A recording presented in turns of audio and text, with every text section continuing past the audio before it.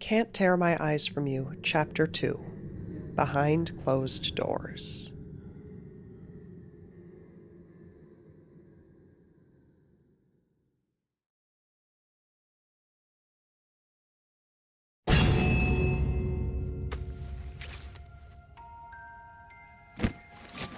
It's not quite the Ritz, but I'd say I did a pretty good job, wouldn't you, Cap? I wouldn't necessarily be brave enough to run a blacklight over any college dorm room, even these suites in the student building, but... Capote! You're still at it with that notepad? You haven't even opened your suitcase. Huh? Oh, yeah, I guess I haven't. Honestly. Investigative reporter Capote Whittaker just can't stop sniffing when he catches a whiff of a scoop. You couldn't take one night off? You're just jealous that I have a notepad and you don't. You're probably ready to write down the first chapter of every contestant's life story. You really get me. Yes. But you're right. I do need to get writing before I start forgetting, so no hogging the notepad, big boy. Yoink! Peachy, I was in the middle of a sentence. Then I'm afraid you'll have to live with your bouncing baby fragment. It's Mama's turn. Get out of here. Really, this is... Peachy! If you want it, you'll have to come and get it. If you insist.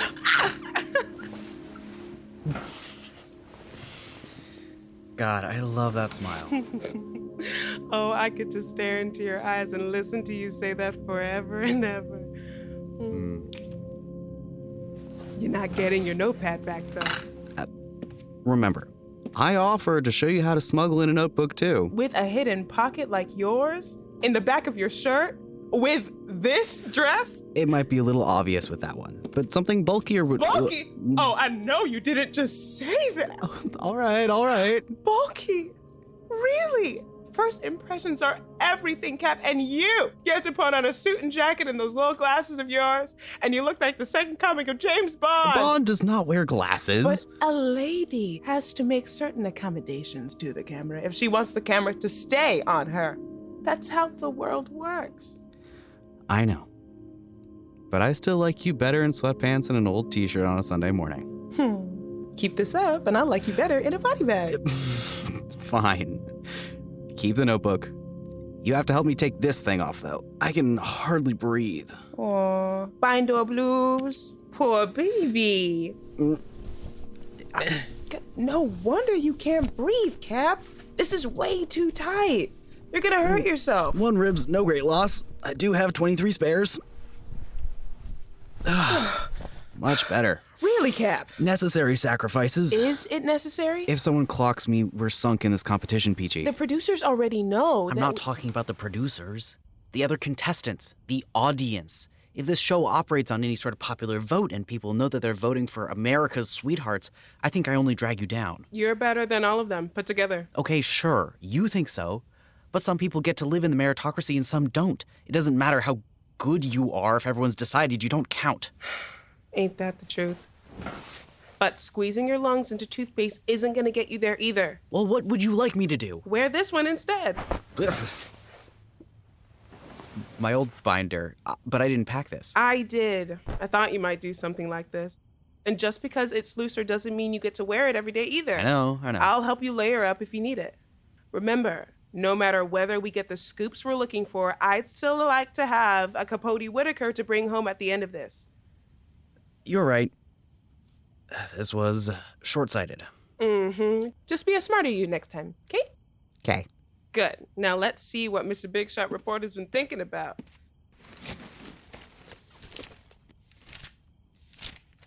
Studio Laplace estimated budget. Previous projects look into... That's History of Saint Narcisse. It's a book I found in the library. You can read that? It's my handwriting. Well, every man has his flaw. If you're going to mock me, I may as well read the notes for you. All according to plan. Here, spin me a yarn, Mr. Whittaker. And you can start with our new overlords at Studio Laplace. Well, the budget for this production is suspect. 100 million did seem like a lot. The 100 million we can almost account for. After their recent flops, I highly doubt any investors are willing to stake 9 figures on a new Studio Laplace project. But the Laplace family could have that sort of money. provided they liquidated their mansion in Colorado. In Boulder? You really think they'd give up rubbing elbows with the entertainment elite just for the prize of some TV show? One of my sources says they already have. Remember, this isn't just a show, it's their final show. Ever since Sophia Laplace passed, the studio has been cursed. These are your nightmares, Confess Your Crimes, 400 Days Alone, 24-Hour Dodgeball. Those all failed so badly that if Can't Tear My Eyes From You isn't a blockbuster, they're finished. Everyone I've spoken to says that Marina and Giovanni Laplace just don't have the magic their mother did. That's part of it. But a single genius doesn't make a show, no matter what the marketing says, and even the projects she almost finished before she passed have crashed and burned. Right. That brand was built entirely around rogue genius Sophia Laplace. With her gone, why should anybody believe in what's left? The Disneys of the world can survive that. Laplace won't. Not unless Can't Tear My Eyes From You is a national hit. So it stands to reason that the family would liquidate in order to fund their final Hail Mary. But it's just not enough money. Really? The advertising budget for this is ridiculous. The special effects, too, based on what we've seen so far. And that's not including costs for restoring this old college, cleaning crew, camera crew. Crew? What do you mean? There must be a crew. I haven't seen a crew. Is the crew in the room with us now, Capote? Well, Jedediah and a computer couldn't plan and construct and execute an entire big-budget competition show on their own. There weren't drivers in any of our cars. I haven't seen a single person in Saint Narcisse who wasn't a contestant, except for Jedediah Jordan. Yeah, he's off too. I've never heard his name before. If you think that's spooky, try this. I've never heard his name before. Very spooky. After dinner last night, I'd planned to chat my way into his good graces, but he vanished on me before I could catch him. Why would Laplace hire a total unknown for their final gambit? Maybe he was inexpensive? But there are 1,000 overripe show hosts they could have gotten at a bargain. Why go with a complete unknown like Jordan? Or like Saint Narcisse. What do you mean? I'd never heard of it. You'd never heard of it. None of the other contestants had either, even the ones from around here like Anouk. But there was this massive library and all this history and... And what? Bass. Oh no! You do not get to call base after hooking me like that! I think I have to. Cap! Really, I do. This is exactly what we made bass for. I'm going to need you fresh later to see if this theory makes sense. I love you, Cap, but you do know how to poop a party. Anyway, I'm done talking about my scoop. It's too early to know anything for certain yet. What have you been working on? Oh, just being the most charming belle at the ball, sidling up to future American royalty, the usual. One of these couples is about to hit it big, and I'd like them to remember me fondly. Who do you want to hear about first? Trick question, you already know who you want to tell me about. Oh, you are good. Well, let's start with Dennis Lang and Raine Randolph then. What's your reading? The forecast looks stormy. You think that takes them out of the running? Not at all. What's more romantic than drama? The question I have is whether this storm's gonna be a wet mess. That was satisfying.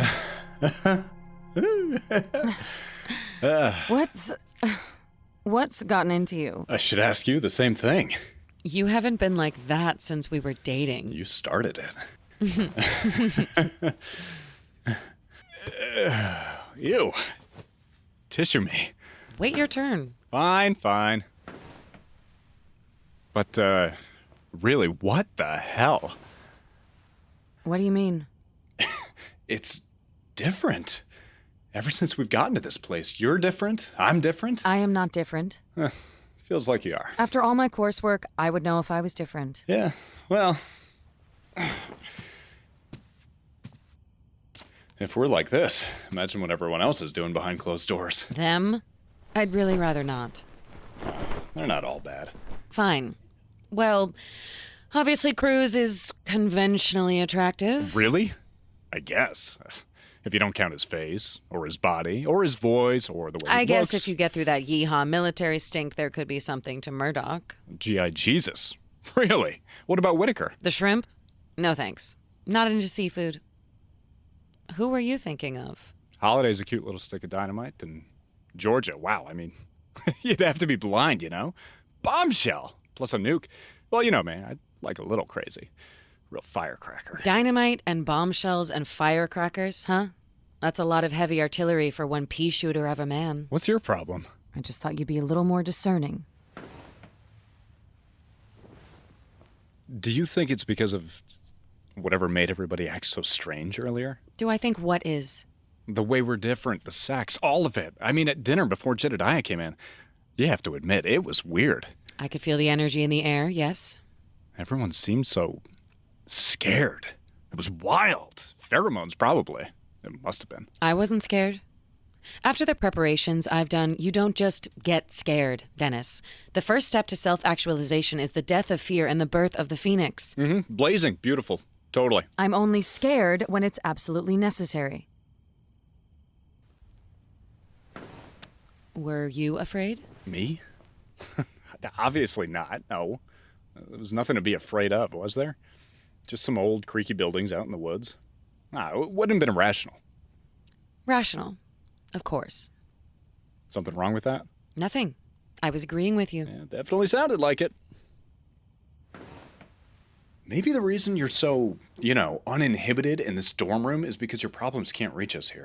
And what problems would those be, Dennis? I'm just saying that I would check the bank account before spending $10K on some yoga retreat. And I would let my wife know when my hit game stopped paying out residuals. Oh, so it's my job to provide for both of us now, huh? This is what progressive feminism looks like these days? I still bring in plenty, but you wanted to be in charge of our finances. If I wasn't, we'd be completely in the hole. You are, and we are right now. But when I asked you how we were doing financially, you said we were as good as ever. This again. I didn't want you to worry. You always tell me not to unsettle your friggin' chai or whatever while you're fasting. First of all, it's pronounced chi, and you sound ignorant, Dennis. I swear you change how that's pronounced every time I bring And this up. second, if we were not fine financially, why did you spend $15,000 building a new computer to play the same games you always play? That was a work expense, obviously. I need top-of-the-line equipment to do top-of-the-line work. And my retreat isn't a work expense. No, because lounging in the last ski resort on Earth, listening to the sound of one hand clapping or whatever the fuck your friends call music this month,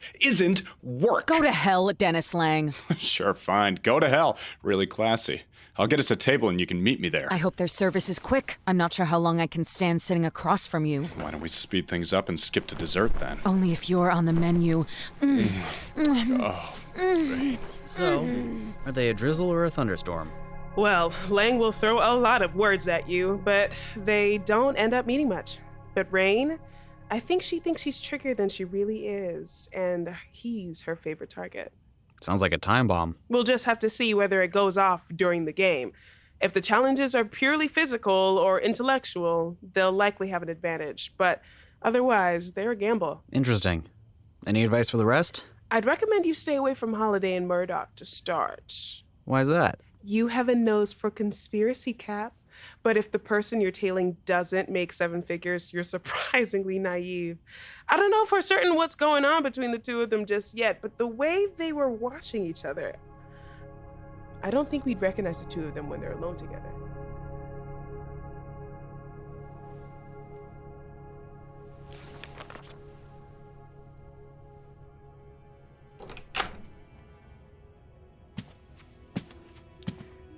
So, you're back. Holly, Where were you? looking around. I didn't think there would be much to look for in an abandoned building after everyone's gone to bed. Holly, Looking for Georgia, maybe? Or Raine? She looks like she could keep up with you. It was just a walk. Any excuse will do, won't it? I don't even know what that means, Holly. Leaving me alone in this place? It's so frightening, but you didn't even think of that, did you? You were busy reading your book, and I thought Don't try to gaslight me. You know the effect that has on me. You abandoned me. I didn't even want to come here. I thought this was your idea. My pension You're supposed to protect me, Murdock. Where were you? On a walk! Where? I love you. You know that. So can we just please... That isn't the problem. You know that. I'm sorry. I'll forgive you when you change. I'm sorry doesn't mean anything. I'm sorry. And he never listens either. I can't help but notice who you've saved for last. Dennis, Cruz. Now, there's a man grown in a lab for the sole purpose of pissing me off. Do you think it's true he doesn't recognize you? Either option is maddening. He steals all but 30 seconds of my expose on the Business Boys All-Stars fiasco, slaps his grinning face on top, and calls it a reaction video. Whether or not it's an act, that's just typical Cruz. Win him over with a smile, then... Oh, well, I didn't see you there. Thanks for coming by. Host of the upcoming hit competition show Can't Tear My Eyes From You, Jedediah Jordan here, but you can call me Jedediah Jordan. Would you like anything? I won't get it for you, but I like to know what people want. That's the seed a person grows out of, don't you think?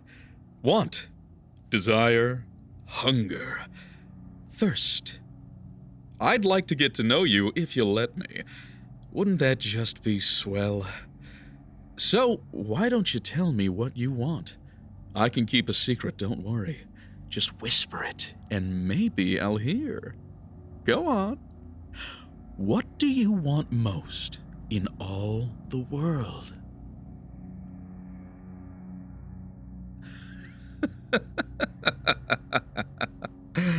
I think I like you people. I think we're going to get along just fine. And to thank you for being such a good sport, mi nuevo amigo, let me tell you how it is. We all serve our masters, even yours truly. And one of my masters is Studio Laplace, of course. And their master is America's favorite channel, and the AFC has certain requirements. So, sit back, stick around, and maybe, just maybe, your new pal Jedediah's got exactly what our America desires. So now, a word from our sponsors. I've always wanted to say that.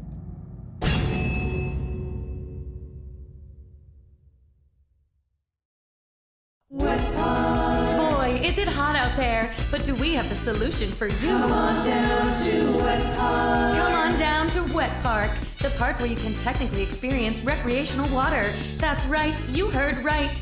We've got so much real water here, we can just throw it away. And that's not all. Thought the beloved cultural institution of the water slide was lost to history? Think again. Thanks to the H2ologists here at Wet Park, our synthetic topical water substitute is exactly what you need to experience the feeling of being wet while also having fun. Take it away, scientists. Well, given recent discoveries that even a small quantity of seawater can cause saltwater madness, it would be completely unethical to use that. So instead, we've developed a composite of cooking oil, corn milk, and we've also managed to discover that if you supply industrial levels of pressure, it is actually possible to squeeze a small amount of blood from a stone. And we use some seawater, too. And some seawater, yes.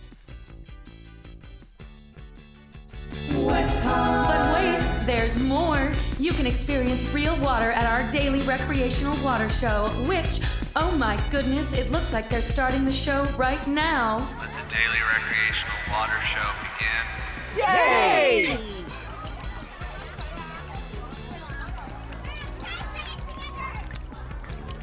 The water show is now over. Aww. Come on down to Wet Park. So what are you waiting for? It's not like it's getting any cooler. Come on down to Wet Park, the only park where you can technically experience recreational water. Just be sure to pay for a premium dry shower before you leave our air-conditioned complex. My skin! The oil is frying me alive! Cause the sun sure is hot out there. Make sure you bathe at Wet Park.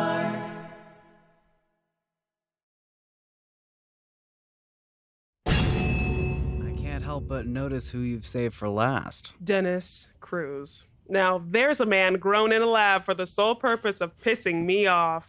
Do you think it's true he doesn't recognize you? Either option is maddening. He steals all but 30 seconds of my expose on the Business Boys All-Stars fiasco, slaps his grinning face on top, and calls it a reaction video. Whether or not it's an act, that's just typical Cruz. Win him over with a smile, then... I didn't mean Cruz. Anouk? Really? She didn't seem odd to you? Well, of course she was odd, but Dennis Cruz is a career competitor. I'm sure he has plenty of tricks up his sleeve. It makes sense to me that he would give her a trick or two as well. That's what I thought at first. But her face. I've seen that expression before. Like, behind each eye is a pit so deep and dark you can see light lose its way when it passes by. Some of my colleagues, the ones who went to the front lines to cover the water wars, they'd come back looking like that. That's real. I don't think Cruz could have planted that. Murdock looked like that a little too. But I think that might have been from the sound of the glass shattering and not... Not what? Jedediah? I don't get it either. But that's what I saw. Well, she didn't seem to recognize him. I suppose she could have been hiding it? Does she seem like a good liar to you? You know that question won't get us anywhere. If she's a good liar, I wouldn't be able to tell one way or another, would I? And without cell service, it's not like we can look her up and check. Cap, why do I feel like there's something you aren't telling me? What do you mean? Everything you said so far. We have a word for that. That's just trauma. Everybody has it. She and Murdock might have a bigger share than most, but that's not interesting on its own. It's silly. Right. And if you say one silly thing, I will, of course, lose all respect for you in an instant. I can see why you're so careful. She looks familiar. You think so? Not to me, from where? I don't know. And that's what's silly. You do hate not knowing. There's plenty of time to figure it out, at least. Unless we're eliminated tomorrow. She is. Or she is. But somehow it feels like... Like what? I don't know yet. Let's get some rest. There's no use in trying to run on empty. All right. I'll go wash this mug off and be right back, Casanova. Oh, so is it Casanova or is it Bond? Why don't you slip into something more comfortable and we'll both find out when I get back.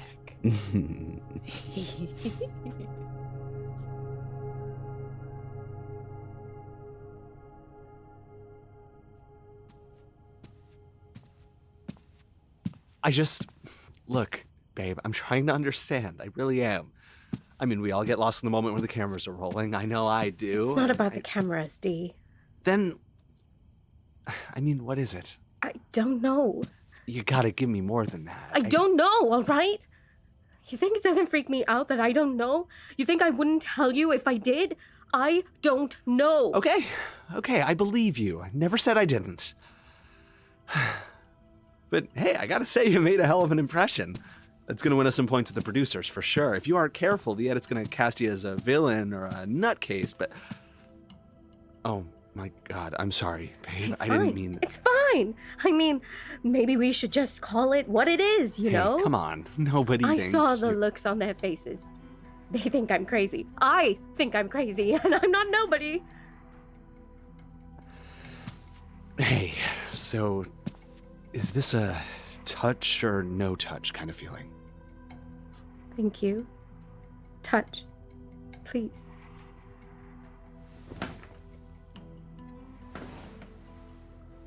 Look, I love you like nobody else I've ever loved. You know I mean that, right? I wasn't aware that I was competing with all your exes, but all right. I'm trying to set up what I'm going to say next, because, look, with any other girl, I wouldn't have even bothered, you know what I'm saying? The hard stuff and the tough promises, you only keep those if you want something to last. And I've always wanted us to last. Really, that's why I've tried to turn things around so much. Do you know what I'm saying? I do. The day you introduced me to your aunt, you told me about the hospital the first time. I mean, before you came to the U.S. when your parents... I know. I remember. And you told me then, and listen, babe, I really, really wouldn't say this if you hadn't told me to. Hell, I remember telling you at the time I'd never say it at all, but you asked me to keep an eye on you and watch for if you ever got paranoid, started seeing things or worrying about things that weren't there or didn't make sense. You think I'm being paranoid? I don't know if you want me to answer that. I do. I trust you. Well, we've never talked about it before, but when you were a kid, before you went to the hospital, when your parents I mean, what did you think you saw? Because, look, you've never told me, and maybe it's relevant. It's not like I could ever ask your aunt about it, so... Anouk? Hey, babe, are you okay? Anouk?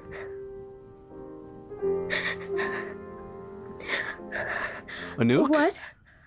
Yeah, I'm fine. I'm fine. No, I don't remember much about the hospital. The doctor said that happens sometimes. I was 9. It was a long time ago. And before your parents? Why don't we dig them up and ask? I know, but And I don't want to linger, okay? For years, a long time now, I keep feeling like I'm just half a step away from being put back together again. Just half a step. But when I think about them too long, it's like I can feel the cracks starting to form. And it's taken so long to get here, you know? So long. And I don't want to start over from the beginning again. I don't have time. Life isn't long enough. Absolutely. Right. I mean, you know you better than anyone else, so you would know. I think we have to go. Sure. Some fresh air sounds like a good idea. I'll get my jacket. No, I mean, we have to leave. The show, San Narcisse, all of it. Okay. I know I'm being unreasonable. I know. I'm so sorry. And I can check into a hospital again or something when we get out of here. I'll save up the money. Anouk, I promised Then you... you save the money, whatever. I'm sorry, but I'm telling you, Dee, I'm serious. If I haven't already lost it, then being here and feeling like this all the time is going to make me lose it. I can't take this. I have to go home, and you promised we would. I know. So, that's it. We're leaving. Why aren't you answering? You promised. You always keep your promises, so why wouldn't we leave? Because we can't, Anouk. Not yet. We can't? What does that mean? That came out wrong, but you backed me into a corner, all right? It's not exactly my fault. I am looking out for you. I promise. I already talked to Jed about this. The host? You did? I keep my promises. And after dinner, after I brought you to bed, I thought, well, I didn't know for sure yet, and I didn't want to worry you, but I thought it would be smart to have an escape plan ready, so I tried tracking him down. Hard guy to find, I'll tell But you. we can't leave. Yet. After tomorrow, we can. He said, look, I'm going to be honest. There's a tricky clause in our contract I haven't seen in years, so I didn't think about it, but we can only leave the show on the day of an elimination, and the first challenge is tomorrow. So we have to make sure we lose tomorrow. Not necessarily. Shows like this let people walk out all the time. It's dramatic. And I asked Jed just to be sure, and he said to me, Dennis, one of you is out of here tomorrow, and something tells me it's going to be you. And he winked at me. So, we have an understanding. But, wait, one of us? Why wouldn't we both go home? Wait, what? Oh, no, sorry, that's my bad. He meant one of the couples, obviously, so you and me. Oh, okay. I guess that makes more sense. But Jedediah can make that kind of decision? Wouldn't he have to go through the producers or whoever's running the algorithm or... He seems confident. And they give him an awful lot of free reign around here. I wouldn't be surprised if he was an executive producer himself. I guess you'd know better than me. So, we can leave tomorrow. Is that all right? Think you can tough it out one more day? Sure. One more day. That's all. I can do one more day. I know you can. It'll be okay. You'll be okay. You trust me, right? Of course I trust you. Good. Why don't I go to the kitchen and see if I can get you some tea or something to help cool things down a little? That would be great. Thank you, Dee. Every day from now till forever. I promise. All right. I'll be right back. Dennis, Yeah, babe. could you Give me some of that pot roast too, if there's any left. I didn't get a chance to eat very much before, you know. Tea and a roast. Gotcha. Make the tea, eat the roast, feed my babe. Make the tea, eat the roast, feed my babe. Make the tea, eat the roast, feed my babe. It'll be okay. It'll be okay. That won't ever happen again. It can't. It was impossible to begin with. Ooh, that's good. Everyone's gonna eat this up.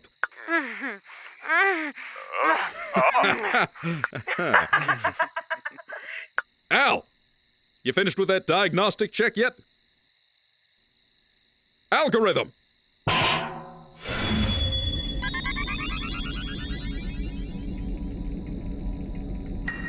So sorry to keep you waiting, Jedediah. My processors were busy. In addition to our diagnostics, I was just reviewing approximately 5,000 years of human writing on organized competition to make sure my design for tomorrow's challenge was absolutely perfect. Good news, it is.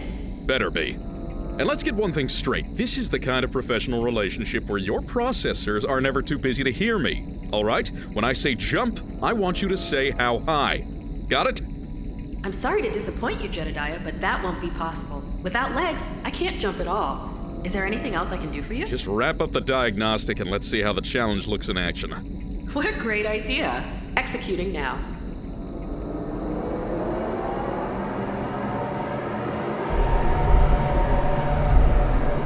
That's it. That's it! Is it just what you wanted, Jedediah? Oh, it's perfect, Al. Just perfect. But let's not forget, it doesn't matter whether I like it, it only matters if America does. And I think this might just do the trick. Now that's television.